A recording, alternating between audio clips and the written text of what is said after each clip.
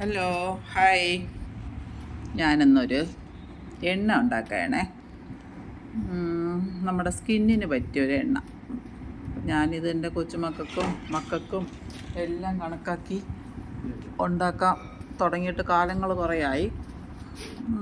അത്യാവശ്യം നമ്മുടെ കരിവാളിപ്പും ചൂടിൻ്റെ ഇതുകൊണ്ടുണ്ടാകുന്ന റാഷസ് കാര്യങ്ങളെല്ലാം ഈ നല്ലൊരു എണ്ണയാണ്. പണ്ടേ അമ്മമാർ പറഞ്ഞു തന്ന് ഞാൻ ചെയ്തുകൊണ്ടിരിക്കുന്ന ഒരെണ്ണ നിങ്ങളെയും കൂടെ പരിചയപ്പെടുത്താമെന്ന് വിചാരിച്ച്.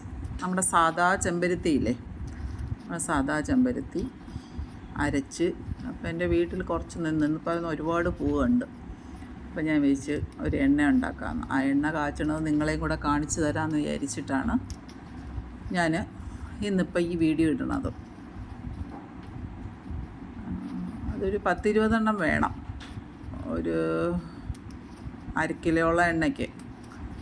ഞാൻ അങ്ങനെയാണ് ഒരു കണക്ക് വച്ചേക്കുന്നത്.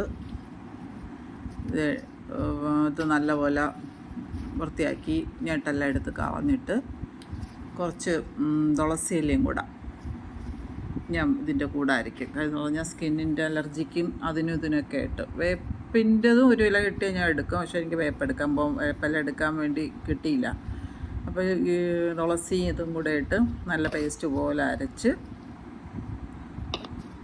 കുറച്ച് എണ്ണയിൽ നല്ലപോലെ ഒന്ന് തിളപ്പിച്ചെടുക്കുന്നത്.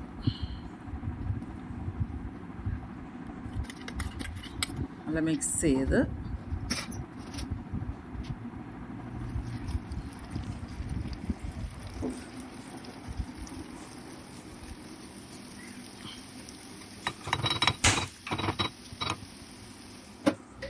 തിളപ്പിച്ച് പിന്നെ അപ്പം അതെല്ലാം മാറണ വരെ നിന്ന് കുറച്ച് കടുക് ഇട്ട് പൊട്ടണമെന്ന് നോക്കുക. കടുകല്ലല്ലോ, ഉലുവ ഇട്ട് അതൊന്ന് പൊട്ടി ഇത് കഴിയുമ്പോൾ തീയങ്ങ് ഓഫ് ചെയ്ത് വെച്ചാൽ മതി. അപ്പോൾ എല്ലാ കുമ്പളയും തീരും.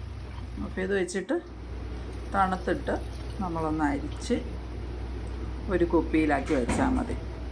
കുളിക്കുന്നതിന് ഒരു അരമണിക്കൂർ മുമ്പേ ഒന്ന് തേച്ച്, ആഴ്ചയിൽ 1-2 പ്രാവശ്യം തേച്ചാലും മതി. ഇടയ്ക്കിടയ്ക്ക് എപ്പോഴും ഇപ്പോഴത്തെ അവസ്ഥയിൽ എല്ലാവർക്കും ചെയ്യാൻ പറ്റില്ല. തേച്ച് അരമണിക്കൂർ കഴിഞ്ഞിട്ട് നമ്മൾ കുളിച്ചിങ്ങ് കയറുമ്പോൾ സ്കിന്ന് നല്ല ഗ്ലേസിങ്ങും ആണ്. എല്ലാ അസുഖങ്ങളും, സ്കിന്നിന് പറ്റിയ എല്ലാ അസുഖങ്ങളും പാടുകളും മാറും.